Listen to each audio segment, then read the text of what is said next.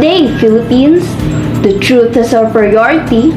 We give justice to your curiosity. I am Denise Abrisaldo, bringing you the most credible, unbiased, and accurate news for today, only here at TV Factor. Let's first have a glance at the headlines.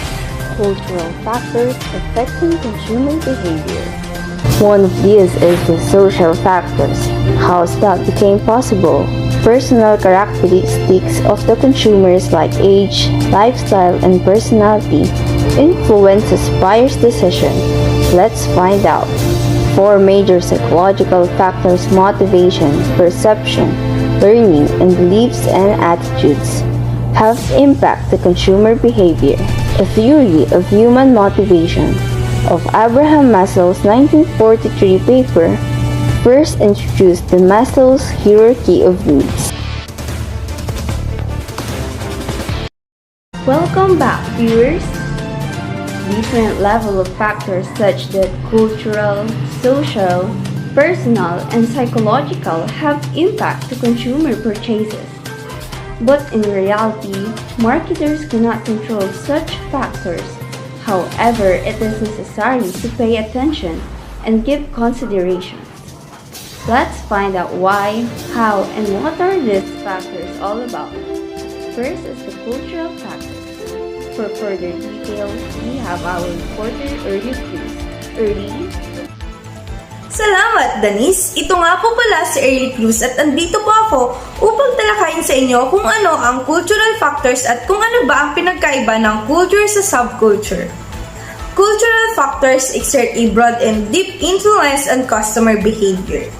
Marketers need to understand the role played by buyers' culture, subculture, and social.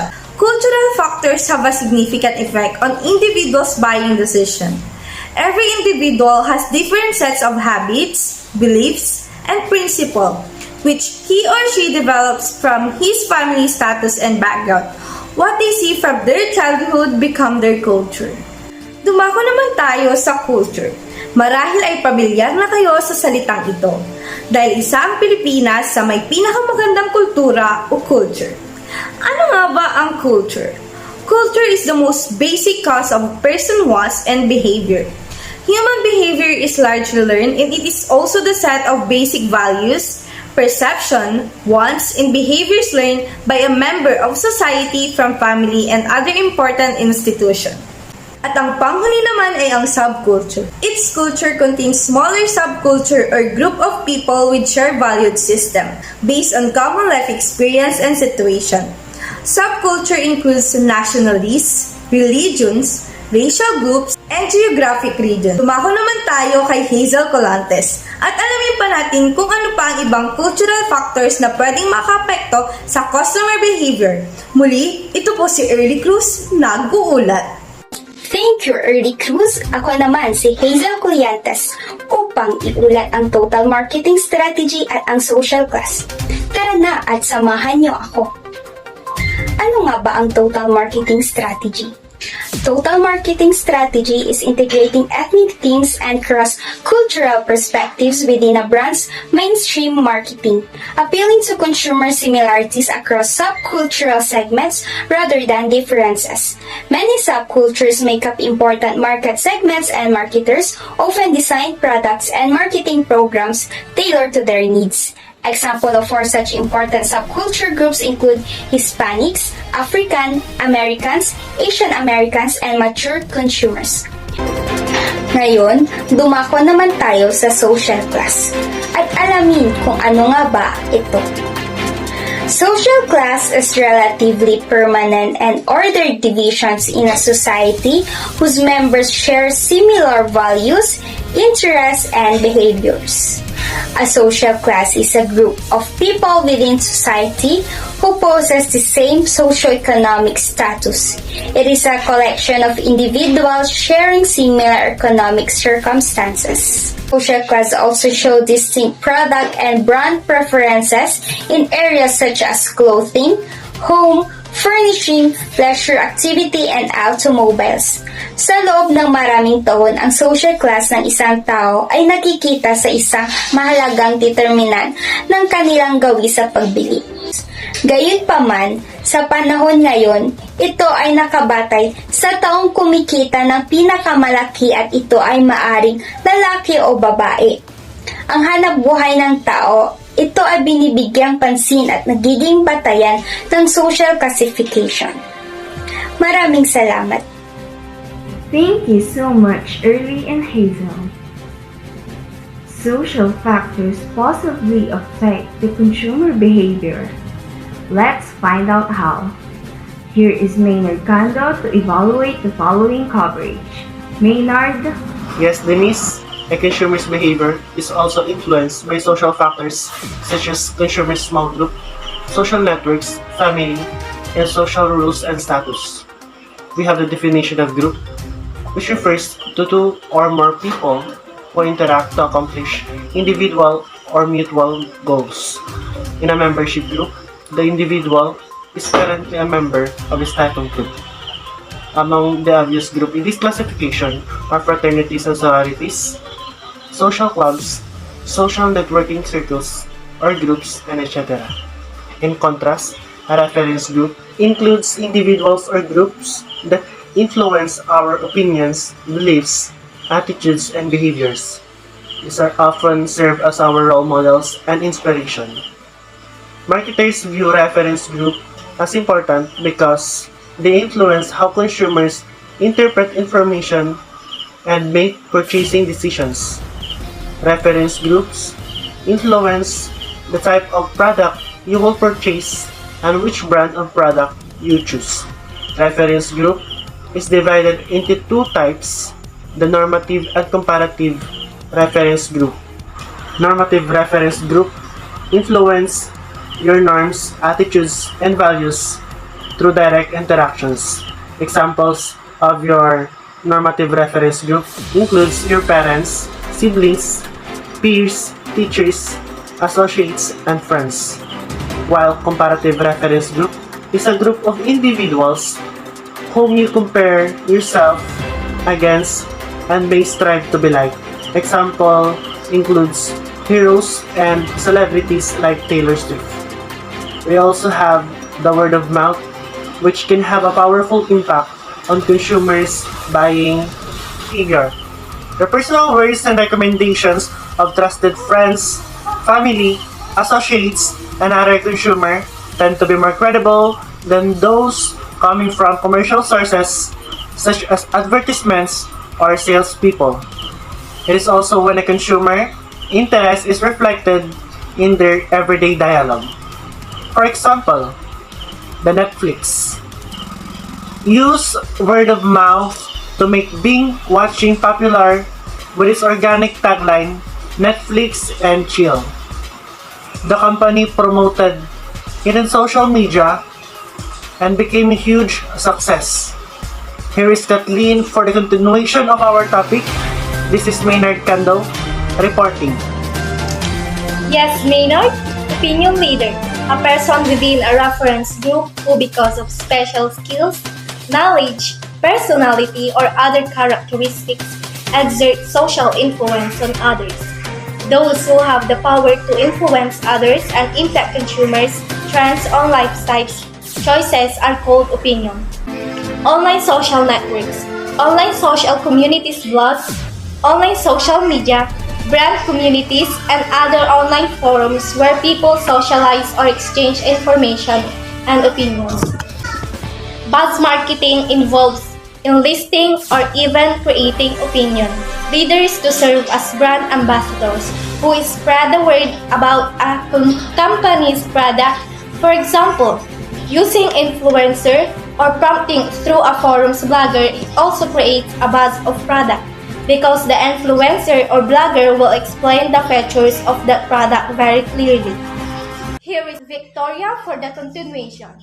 This is Kathleen reporting. Yes, Kathleen, these are the last two parts of social factors. Family, the most important consumer buying organization in society.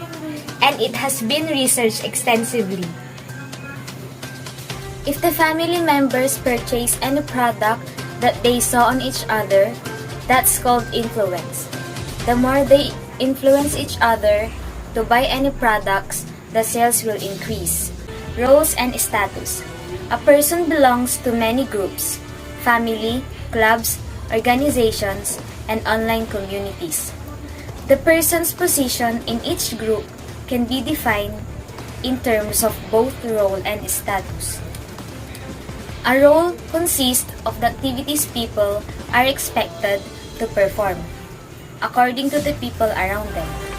Each role carries a status reflecting to general esteem given to it by society. This is Victoria reporting back to you, Denise. Thank you, Maynard, Kathleen, and Victoria for that detailed discussion about social factors. Under the personal factor, there are different personal characteristics that influence buyers' decisions. Kindly update our viewers, Christine Bangkot. This is Christine Bancod reporting. Now we will know what really is the personal factors under characteristics affecting consumer behavior. First off, we have occupation and how it affects the behavior of a consumer. It greatly affects the consumer's behavior because not all people can afford expensive items. Next, we have age and life stage. Our taste in food, clothes, shoes, and other items will go over time because we transition from a kid to an adult. So our preference will change because we are growing. In prioritizing the things that you need the most. In short, as time runs, our behavior as a consumer is not permanent and stable.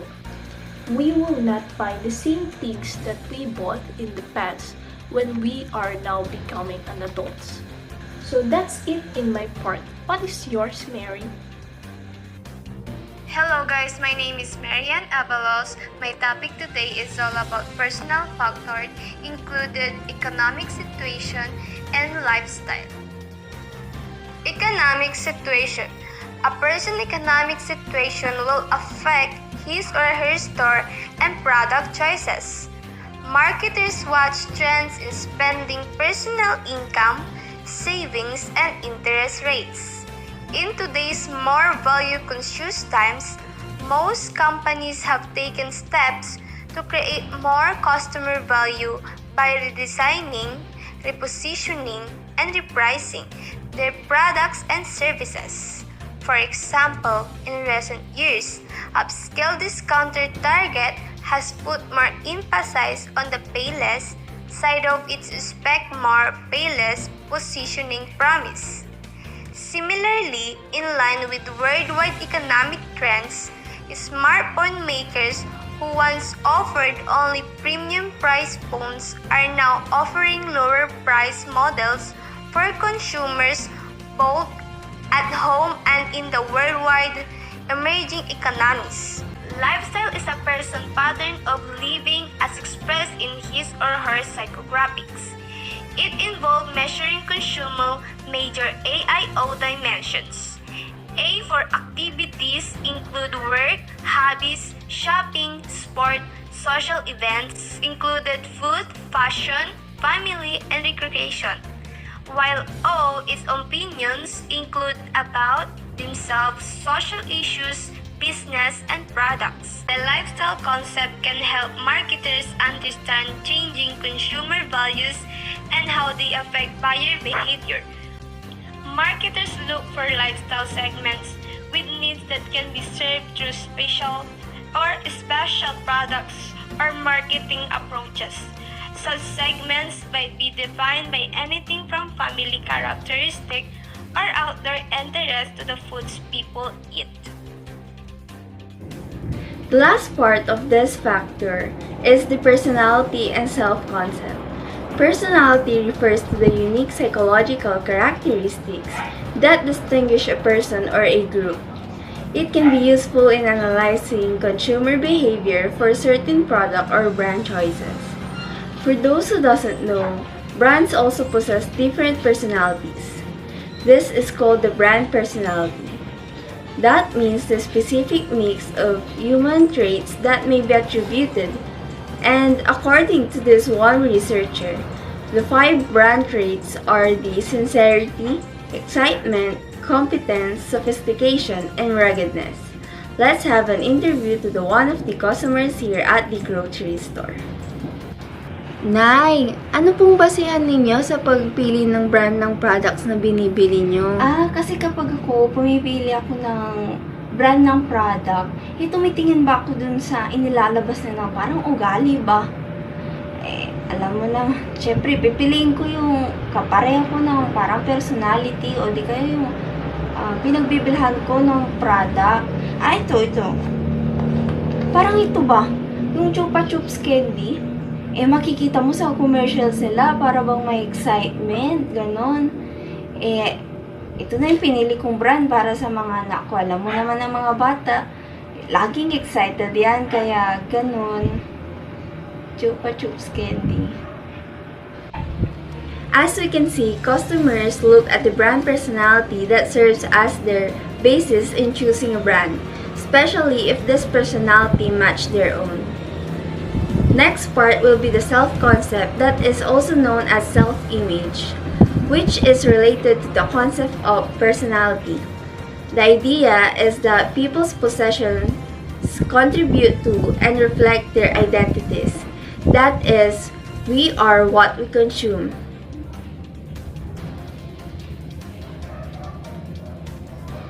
Thus, to understand consumer behavior, marketers must first understand the relationship between consumer, self-concept, and possessions.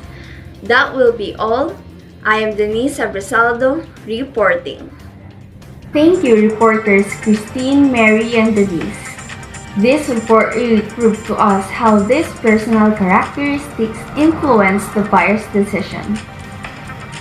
4 psychological factors have impact to consumer behavior. Under this topic is the Maslow's hierarchy of needs that is first introduced in Abraham Maslow's 1943 paper entitled A Theory of Human Motivation.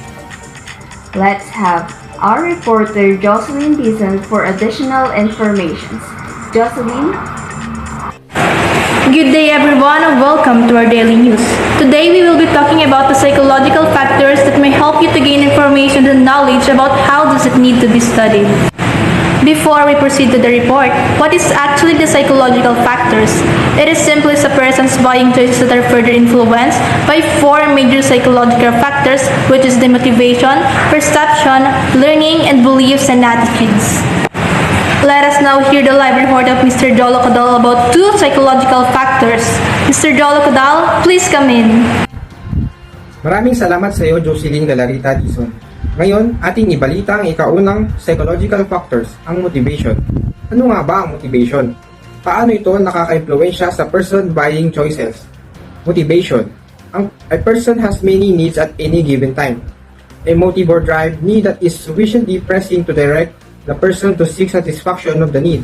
Kita ka ng ad ng Big Mac or psychological, nakakagutong pag-iisip tungkol sa pagkain. For motivation to be useful in marketing practice, it is helpful for marketing managers to understand how motivation plays into a specific purchasing situation. Abraham Maslow sought to explain why people are driven by particular needs at particular times. According to Maslow, human needs are arranged in a hierarchy. Maslow developed a model that lays out 5 different levels of human needs. Physiological needs, safety and security, love and belonging, esteem, and lastly, self-actualization. Physiological needs are the first level of Maslow's hierarchy. It includes hunger, safety and security, thirst, and other basic drives. All living beings, regardless of love and belonging their level of maturity, possess physiological needs. Safety and security are second in Maslow's hierarchy. Safety and security needs imply a continued fulfillment of physiological needs, as well as the absence of threat of physical harm. Love and belonging are third in Maslow's hierarchy of needs. Love encompasses the needs for belonging, friendship, human intimacy, and family. They involve a person's interaction with others and the need to feel accepted by social groups, large or small. Esteem is the fourth level. Esteem includes the need to feel good about oneself, to be respected and valued by others, and to have a positive self-image. Self-actualization is the fifth and highest level in Maslow's needs hierarchy. Also described as self-fulfillment, this is the needs humans feel to reach their full potential and to accomplish all that they can with their talents and abilities. Yan ang about sa motivation. Dumako naman tayo sa ikalawang psychological factors at ito ang perception. Perception, the process by which people select, organize, and interpret information to form a meaningful picture of the world. For example, when a retail clothing store has displayed clothes in crowded racks using low-quality plastic hangers, customers get a perception that it is low-quality brand. But when the same clothes are presented well, with blacklit mannequins, neatly arranged, good quality attractive hangers, customers' perception that it is good quality brand. Tapos na tayo sa perception.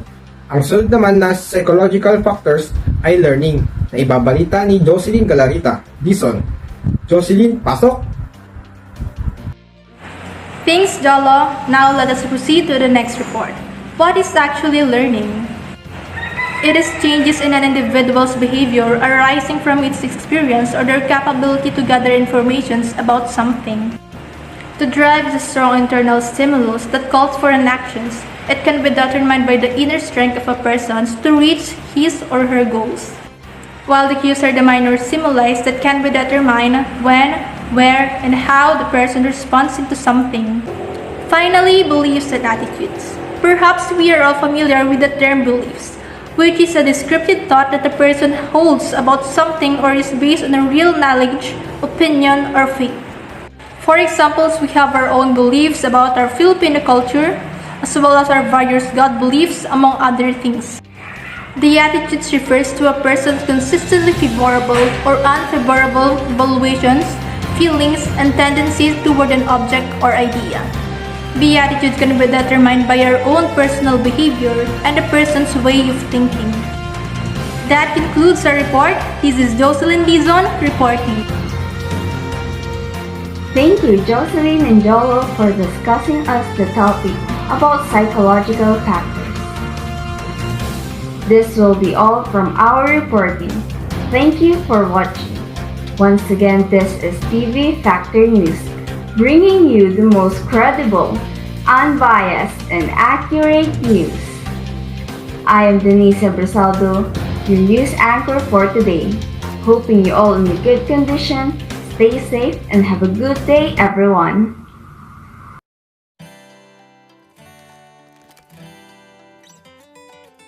Finger and clover, they go together. Finger and clover, my love affair. Lahat sisimutin, sarap ay uubusin. Clover ng clover, my clover finger. Simut sarap kasama ang clover.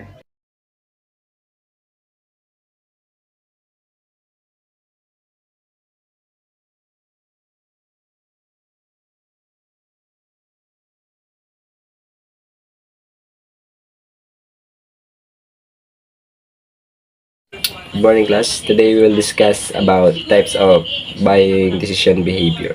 There are 4 types of buying decision behavior. Okay, class. Number 1, complex buying behavior. Number 2 is dissonance reducing buying behavior. Number 3 is habitual buying behavior. Okay, class. The last one is variety seeking behavior. Okay, anyone can give an idea about the topic? Sir, Yes, Miss Suarez. Can you elaborate complex buying behavior? Complex buying behavior. Consumer buying behavior is situation characterized by a high consumer involvement in a purchase and significant perceived difference among brands. For example, when a consumer is buying a car for the first time, it's a big decision as it involves high economic risk. There is a lot of thought on how it looks, how his friends and family will react, how his social status will change after buying the car. In complex buying behavior, the buyer will pass through the learning process. He will first develop beliefs about the product, then attitudes, and then making a thoughtful purchase choice. For complex buying behavior customers, marketers should have a deep understanding of the products. It is expected that they help the consumer to understand about their product, and it's important to create an advertising message in a way that influences the buyer's beliefs and attitudes. How about dissonance reducing buying behavior? Sir, Yes, Miss Acosta. dissonance reducing buying behavior occurs when consumers are highly involved with an expensive, infrequent, or risky purchase but see little difference among brands. For example, may isang tao na gustong bumili ng flat screen TV. Pero yung pinagtitinginan niya doon sa isang brand is same resolution lang doon sa iba. Doon na siya magkakaroon ng problema or malilito kung ano talaga yung choices na pipiliin niya. The dissonance occurs when a consumers will make a wrong choice and will regret their decision later. How about the variety-seeking behavior? Sir, Yes, Miss De La Cruz. consumers undertake the variety-seeking buying behavior in situations characterized by low consumer involvement but significant perceived brand differences. In such cases, consumers often do a lot of brand switching. For example, a customer wants to buy ice cream and chose a brand without much evaluation. Next time, the customer may choose a different brand of ice cream just to try a different taste. In this type of buying behavior, consumers choose without valid reasons and brand switching occurs for the sake of variety and not because of dissatisfaction. Great, Miss De La Cruz. Habitual buying behavior. Sir, ako po. Yes, Miss Lumibaw. The last one is the habitual buying behavior, which occurs under the conditions of low consumer involvement and little significant brand difference. For instance, while a consumer buys a loaf of bread, he tends to buy a brand of bread that he is familiar with without actually putting a lot of research and time. Consumers have little involvement in this product category. They simply go to the store and reach for a brand. If they keep reaching for the same brand, it is out of habit rather than the strong brand loyalty. Are types of buying behavior. In buyer decision process, it consists 5 stages. Those are need recognition, evaluation of alternatives, purchase decision, information search, and post-purchase behavior. Who want to discuss need recognition? Sir, Yes, Miss Suarez. need recognition is the first stage of the buyer decision process in which the consumers recognize a problem or need. Need or problem recognition is oftentimes recognized as the first and the most crucial step in the process because if a consumer does not perceive a problem or need, he generally will not move forward with considering a product purchase. A need can be triggered by internal and or external stimuli. Internal stimuli refers to a personal perception experienced by the consumer, such as hunger, thirst, and so on. For example, an elderly single woman may feel lonely, so she decides that she wants to purchase a cat. External stimuli include outside influences such as advertising or word of mouth. For example, a consumer who just moved to Minnesota may not realize that he needs a heavy winter coat until he sees a store advertising for it, which triggers the need in his mind. Okay, the next is evaluation of alternatives. Once the initial information search is complete, customers start reflecting on what they learned or discovered. They begin to evaluate their options to determine which is the best solution for their problem. How about information search? Sir, ako po. Yes, Miss Lumiba. Information search. It is the stage of buyer decision process in which the consumer is motivated to search for more information. For example, before buying a designer bag, the consumer may ask for a friend's opinions, read reviews, and collect information from other websites. As more information is obtained, The consumer's awareness and knowledge of the available brand and features increase. A company must also design its marketing mix to make prospects aware of and knowledgeable about its brands. It should carefully identify the consumer sources of information and the importance of each source. The information might also help you to drop certain brands from consideration. Purchase decision. Sir, Yes, Miss Acosta. purchase decision will be by the most preferred brands, but two factors can come between purchase intention and purchase decision. The first factor is the attitude of others. Kunwari, yung kaibigan mo, sinabi niya sa'yo is doon ka sa mas murang kotse kaysa doon sa mahal. So, yung possibility na bibili ka ng mahal na kotse is mababawasan. The second factor is unexpected situation factors. Tayong mga consumer is magbabase doon sa expected income, price, tapos sa product benefits. Post-purchase behavior. Who has an idea? Sir, Yes, Miss De La Cruz. post-purchase behavior is the last stage of the buyer decision process. It is where the consumers take further actions after purchase based on their satisfaction or dissatisfaction. How to find out if a consumer is satisfied or not? The answer lies on the relationship between the consumer's expectations and the product's perceived performance. If the product didn't meet expectations, the consumer is disappointed. If it meets expectations, the consumer is satisfied. And if it exceeds expectations, the consumer is delighted. Meaning, the larger the gap is between the consumer's expectations and the product's performance, the more that the consumer is dissatisfied. This is why the seller should only promise what the product can deliver so that the consumer is satisfied. However, after purchasing a product, a consumer experiences discomfort caused by post-purchase conflict or the feelings of post-purchase anxiety. The consumer might question whether he made the right decision of buying the product or not. This is called the cognitive dissonance. An example is when a customer decided to buy a clothing item, but then he starts to think that the price was too high after the purchase is completed. With this, he'll be questioning whether he made the right decision of buying the clothing item or not. Thank you, class, and that's the 5 stages about buying decision process. Thank you guys for your all participation. Okay, class, in addition, buying decision process for new product. When defining a new product, it may not be necessarily newly introduced to market, but it can also be perceived by potential customers as new.